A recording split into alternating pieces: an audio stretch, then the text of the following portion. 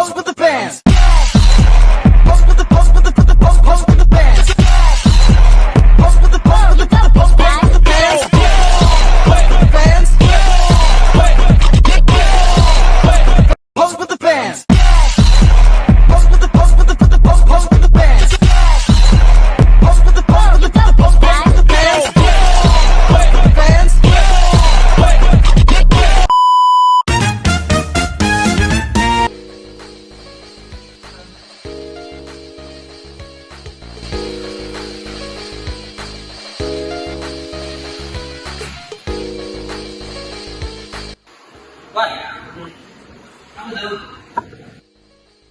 Ngapa nih? Ini aku kesusahan tadi, Le. Ada UTS sama Bu Riri, aku nggak bisa bedakan mana jurnal, paper, makalah. Kau bisa nggak jelaskan? Itu doang mah easy kali, Wan. Yang iya jalan. Iya, bohong. Yaudah, ikut aku aja lah ya. Ayolah, yang mana nih? Belajar kita. Gas. Biasa. Di mana? Berbayar lebih. Oke, nggak apa-apa lah. Limpo. Oke, gas.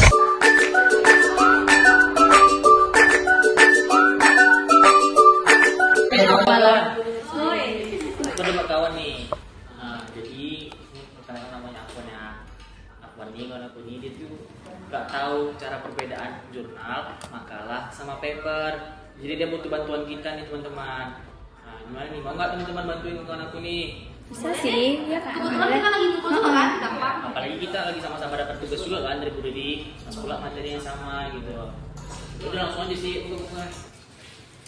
Boleh tolong jelaskan nggak dari segi pengertian apa itu paper? Nah, jadi guys, paper itu adalah sebuah tulisan yang membahas topik tertentu dilandasi atau berdasarkan data dan argumen yang valid. Atau secara sederhananya dapat diartikan paper ini sebuah hasil ringkasan dari penelitian yang kita buat.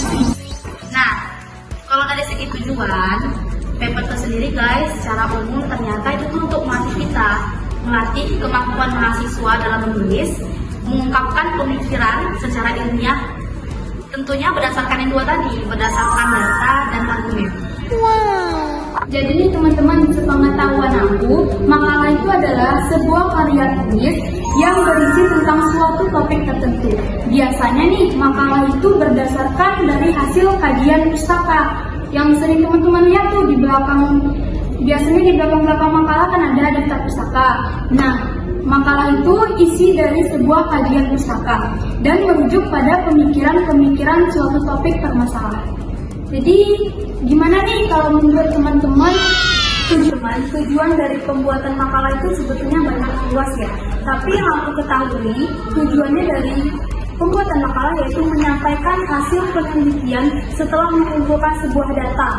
Jadi, makanya di akhir-akhir makalah itu terdapat data-data yang digunakan. Data-data yang kita dapat itu dari mana? Nah, jadi secara pengertian, jurnal itu adalah sebuah catatan tertulis yang berisi catatan, penelitian, atau pemikiran seseorang atau sekelompok orang dalam bidang tertentu. Jurnal itu biasanya digunakan oleh para akademisi, peneliti, atau praktisi dalam berbagai bidang ilmu. Nah, secara tujuan, jurnal itu memiliki tujuan untuk menyebarluaskan hasil penelitian atau pengetahuan kepada masyarakat luas. Jadi, lanjut berdasarkan sistematika. Kalau paper sendiri, dia itu ada 7 bagian pokok, yaitu ada judul, abstrak, pendahuluan, metodologi, pembahasan, penutup, dan diakhiri dengan daftar pustaka. Nah, kalau untuk ketentuan penulisannya, biasanya disesuaikan dengan permintaan. Jadi, berdasarkan dasar penulisan, paper ini biasanya memiliki sumber referensi yang lebih sedikit, karena paper itu dia kan karya tulis yang merupakan hasil dari opini pribadi yang diperkuat oleh beberapa referensi. Nah, kalau makalah secara sistematika itu dibagi menjadi 7 bagian pokok, dimulai dari cover judul, abstrak, daftar isi, pendahuluan, pembahasan, penutup, dan daftar pustaka. Dan halaman tersebut, cover berisi judul serta atribusi penulis.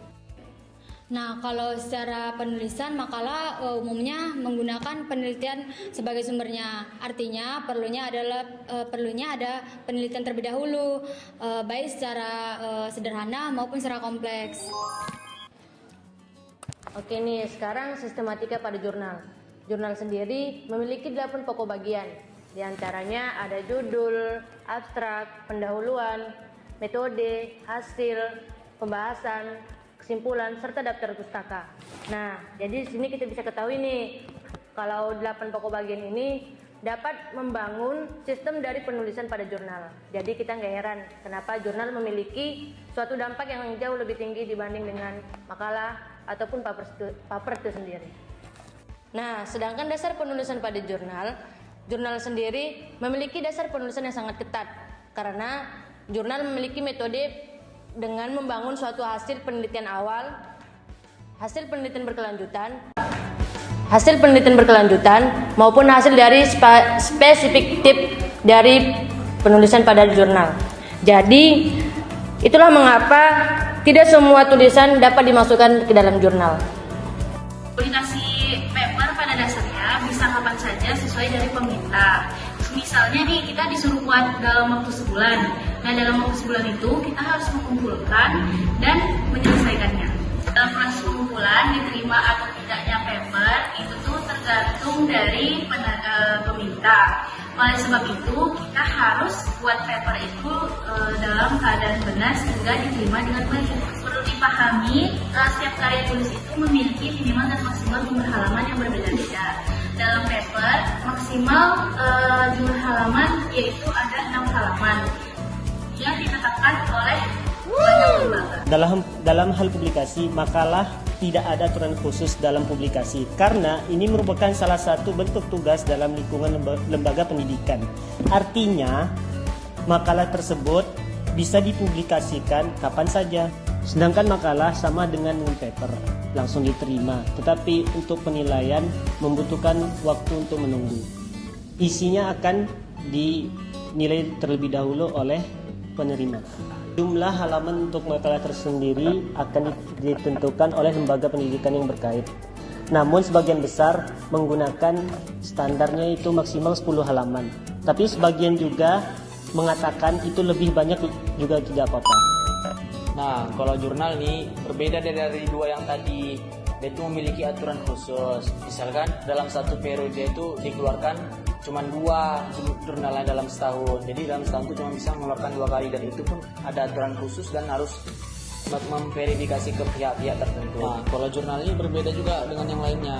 Jurnal ini dia proses pengumpulan itu sangat panjang. Jadi dia harus memang memverifikasi ke pihak-pihak tertentu. Misalkan ke pihak pertama nih verifikasi, udah diverifikasi pihak pertama, pihak kedua lagi dan seterusnya. Tergantung pembuatan dari jurnal itu sendiri. Untuk jurnal sendiri, lembaga pendidikan itu standarnya biasanya membuat itu minimal 6 halaman dan maksimal 8 halaman. Seperti itu kira-kira teman-teman. Nah, dari sekian banyaknya itu gimana? Udah paham belum? Udah paham sih, Le. Masih banyak dan aman aja, Le. Singkat saja, demikian pemaparan perbedaan paper, jurnal, dan makalah dari kelompok kami.